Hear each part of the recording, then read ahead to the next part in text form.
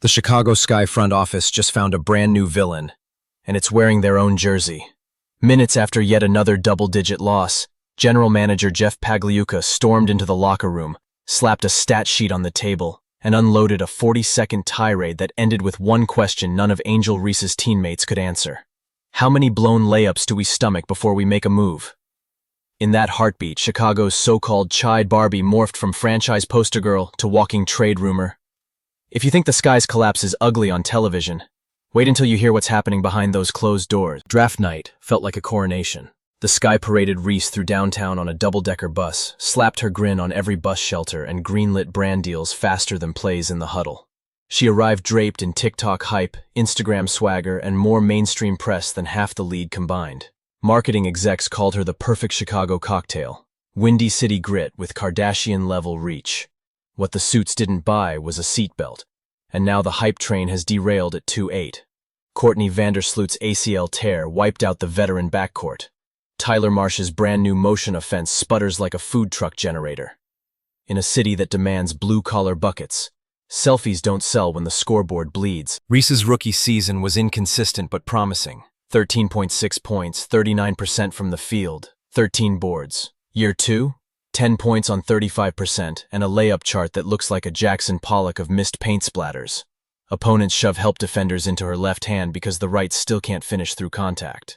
Analytic hubs post slow-motion reels of her scoop attempts clanging so hard the shot clock trembles. TV analysts pause telestrators on open putbacks she banks off the bottom of the rim. Advanced metrics whisper an even harsher truth. She's converting only 42% at the rim. League average for forwards is 57. Effort rebounds are still elite, but second-chance points are empty calories if the follow-ups clang. Atlanta loss, Tuesday night. Final horn still echoes when Pagliuca shoulders through the tunnel, eyes blistering. Coaches freeze. Players slump on stools. He waves a box score like a subpoena. 9 missed layups, he says, tapping Reese's name. 9 possessions we gift-wrapped. No cussing, no theatrics, just volume and facts.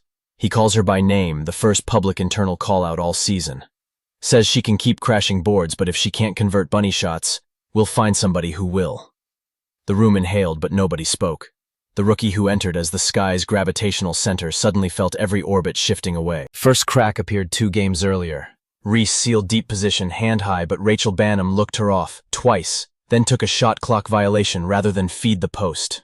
Film session chatter labeled it a missed read. Players whisper it was a message. Finish or forget about touches. Vets like Marina Mabry privately question whether minutes are earned or gifted. Younger role players, hungry for any scrap of floor time, wonder why accountability seems optional for the marquee rookie. Nobody trashes her publicly. WNBA locker rooms rarely leak. But the chemistry static is loud enough for beat reporters to feel it during media scrums. #FireTheBabyGiraffe trends for 8 straight hours after a gif of Reese airballing a 1-foot putback earns 2 million views. Meme accounts splice her bricks next to Caitlin Clark's 34-foot logo daggers with captions like, "Same league, different planets." Pundits who once praised her swagger now question her off-season priorities. Photo shoots, fashion weeks, branded meet and greets that clash with voluntary workout times. One commentator compares her finishing to Shaq without the power or the touch. Harsh? Absolutely. But viral scorn is a furnace, and Chicago's fan base is melting down inside it. Executives don't leak unless they want the league to hear the drip. Agents confirm the Sky have quietly inquired about more efficient front-court options. A stretch 4 from Seattle, a rim-running backup in Phoenix, picks from a rebuilding Dallas squad itching for social buzz. Nothing imminent, but the phone lines hum. Inside meetings weigh marketing pull against net rating. Reese still sells tickets. Empty seats don't pay luxury tax bills, yet coaches argue wins sell faster.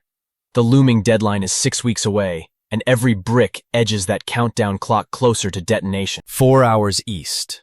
Clark is rewriting history like she brought her own pen. 30-point nights, 7-3 barrages, and a fever franchise that suddenly sits 500 with a realistic playoff pulse. Off the court?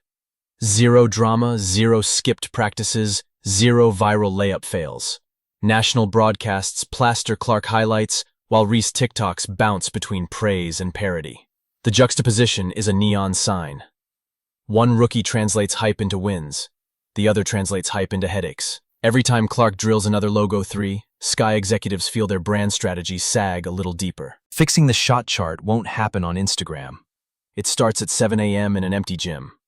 Finish through pads, rewire footwork, 2-foot power hops, reverse lay angles, soft hand touch over foam defenders. Study film on how A'ja Wilson carves space without forcing wild hooks, how Jonquel Jones uses extension to kiss glass. Embrace short roll reads, become a dive threat in pick and roll so guards stop ignoring her. And maybe most critical, go radio silent on brand distractions until the box score shines. Chicago built a roster around positional size and defensive energy. If Reese trims the highlight hunger and maximizes efficiency, she still fits the blueprint. But time, like her layups, is running flat. Angel Reese strolled into the W on a red carpet of social buzz. But the league is hardwood, not Hollywood. Miss enough point-blank looks and the glitz turns to glare. Now the GM's patience has evaporated, teammates are weighing loyalty against wins, and every trade whisper gains a decibel each time a bunny rolls off the rim. The W doesn't hand out extensions for effort. It pays for production, and the bill is due. The next month will decide whether Reese evolves into the frontline force Chicago envisioned, or becomes a cautionary tale headlining someone else's rebuild. Energy without execution is just sweat. Buckets or bust, Barbie, because the Sky have already printed the eviction notice, and the countdown just hit the fourth quarter.